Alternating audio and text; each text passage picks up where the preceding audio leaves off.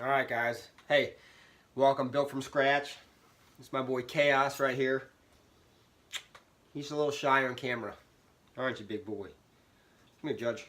Come here, Judge. Up.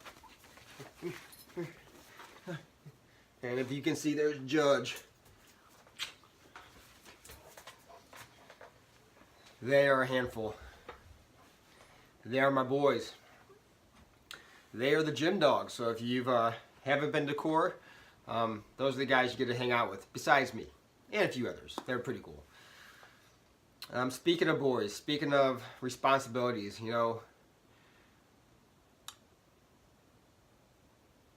becoming a dad, and for those of you who know me, or maybe if you don't know me, I am a stepfather to 3 awesome kids through my wife that she had from a previous marriage.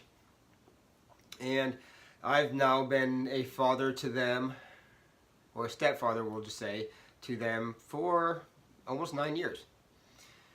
And so I've definitely watched them grow. The older ones, we have twins, boy and girl. They're 15, will be 16 this year, and a younger daughter who's actually just turned 13. And, you know, at the very beginning when I got in the relationship with my wife, it was very hard to want to give my time to the kids, to want to, I wouldn't say be there for them, but to take time to share the wealth of knowledge that I've learned through my... No, sorry, I had to cut that video for a sec, because this kid found something on the floor and started trying to eat it, so I had to stop him. Right? What were you eating? So back where I was. So it was really hard for me to, oh man, how do I want to say, commit my time to being there, to just being a father to them. And I say this as in regards to, you know, as a childhood, I look back and, you know, my dad and my mom, they did a lot for us, and where they were always trying to be there for us. And, you know, I'm going to reflect on my dad, because he, being an engineer, like, taught himself pretty much everything. He, you know, when we needed a new part of the driveway, he poured his own concrete pad.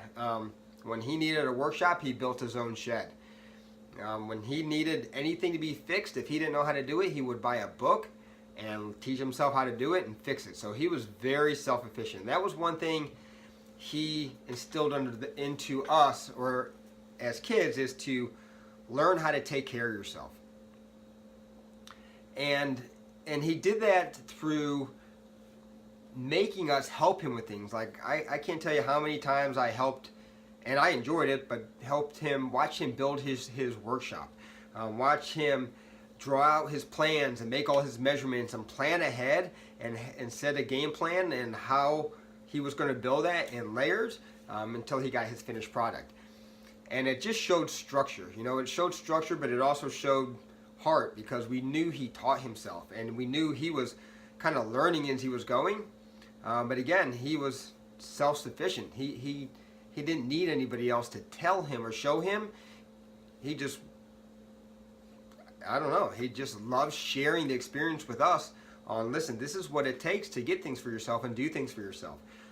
And that went all the way up into my childhood. And I remember being young, you know, before I was driving, my dad bought an engine for a car. It was a 4-cylinder model engine. It was clear on the outside. So he put this thing together, all the gears. I mean, it had pistons, they had a crankshaft, they had all these things made out of plastic assembled together, and then it basically ran off batteries. And you could watch it because the outer housing was clear, and you could see how the whole thing ran as a system, and how it all started with the spark, from the spark plugs and the gas and the oxygen to get those pistons pumping, the cylinders pumping, and just to get everything cycling, to get that crankshaft to turn the transmission that turned the wheels.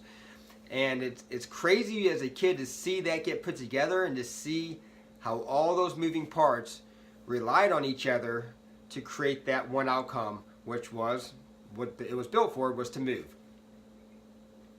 And him teaching us that and showing us that at an early age set us up to when I got my first car. It was a 4-cylinder engine, and when it needed maintenance, I had a very good understanding of how it worked. Now, at that time, I wasn't the best mechanic, but I very much know I knew how to do the basics to keep the engine running. I knew how to do a tune-up. Changing the oil was no big deal. And then it just proceeded from there. As I got the car and drove it, he made me understand how to change a tire. He forced me in the garage, take off the tire, and replace the tire in case I ever got a flat tire. He showed me what it was to check the brake pads and how to make sure I stayed in tune or stayed up on keeping those things in good working condition, so I never put myself in a bad situation while driving. And I remember being 16 and driving that car, and though he taught me that, dude, I was a kid, so I paid attention when I had to get the oil changed. Didn't have to do tune-ups very often, but I do remember like never really checking the brake pads. I mean, I never really got a flat tire, so I didn't have to change my tire. At the same time, never really paid attention to the brake pads. And one day, just cruising down the road, and went to try to stop, and had no brakes, and almost got in a car wreck. And I remember driving home and freaking out, like I was a victim almost in this situation. And I get home, I'm like, Dad, you gotta help me. You gotta help me. There's something wrong with my brakes. And he was just like, what do you want me to do about it? I'm like, I don't know, Dad. I almost got a wreck. And I felt like a victim. I remember being all emotional. And he's like, that is your fault. That was your responsibility to keep that in working order. I don't feel sorry for you. You're lucky you weren't in a car wreck. You're lucky you didn't hurt anybody else. He's like, because I taught you how to do that, and you did not follow the process to make sure you were safe while driving. He's like, so, you know, he got mad at me, but what did we do? He's like, let's go. We just put that thing up on jacks and take your tires off, and let's see where they are. And sure shit, I need new brake pads all the way around. But what I learned from that was, again, you can't put shit on other people. You got to take care of your own responsibilities. You got to take care of your own property. You got to take care of yourself.